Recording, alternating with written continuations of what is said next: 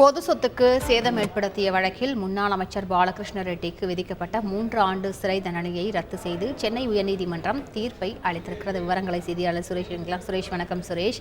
இந்த தீர்ப்பில் வேறு என்னென்ன விஷயங்களை குறிப்பிட்டு இந்த தீர்ப்பை வழங்கியிருக்கிறது? முழு விவரங்கள் என்ன? வணக்கம்.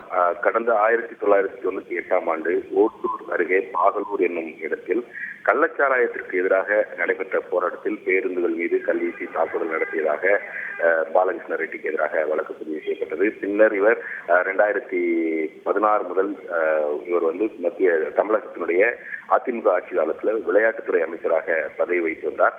இந்த நிலையில அவர் மீதான அந்த வழக்கு விசாரித்த சென்னை எம்பி எம்எல்ஏக்களுக்கு எதிரான வழக்குகளை விசாரிக்கக்கூடிய சிறப்பு நீதிமன்றம் பாலகிருஷ்ண ரெட்டி உள்பட 16 பேருக்கு 3 ஆண்டுகள் சிறை தண்டனை விதித்து 2019ஆம் ஆண்டு தீர்ப்பளித்தது.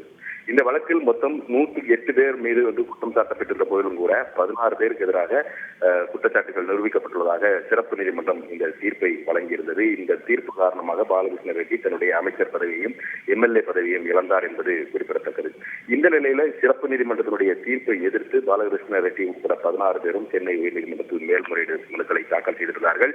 இந்த மனுக்களை விசாரித்த நீதிபதி ஜெயச்சந்திரன் இன்றைக்கு தன்னுடைய தீர்ப்பை வழங்கியிருக்கிறார். இந்த தீர்ப்பில் இந்த வழக்கை பொறுத்த வரைக்கும் காவல்துறையினருடைய விசாரணையில் குறைபாடுகள் உள்ளன என்று அவர் சுட்டிக்காட்டியிருக்கிறார். மேலும் உண்மையில் போராட்டம் நடத்தியவர்கள் யார் என்பதை அரசு தரப்பு கண்டறியவில்லை எனவும் பலவீனமான ஆதாரங்களே இந்த வழக்கில் இருப்பதாகவும் அடையாள அணிவகுப்பு எதுவும் நடத்தப்படவில்லை என்றும் கூறி சந்தேகம் இருப்பதன் காரணமாக அந்த சந்தேகத்தின் பலனை குற்றம் சாட்டப்பட்டவர்களுக்கு வழங்கி அந்த சிறப்பு நீதிமன்றத்தினுடைய தண்டனை வழங்கிய அந்த தீர்ப்பை ரத்து செய்வதாக நீதிபதி தன்னுடைய தீர்ப்பில் சுட்டிக்காட்டியிருக்கிறார். முழு விவரங்களுக்கு நன்றி சுரேஷ். செய்திகளை உடனுக்குடன் தெரிந்து கொள்ள உடனே சப்ஸ்கிரைப் பண்ணுங்க.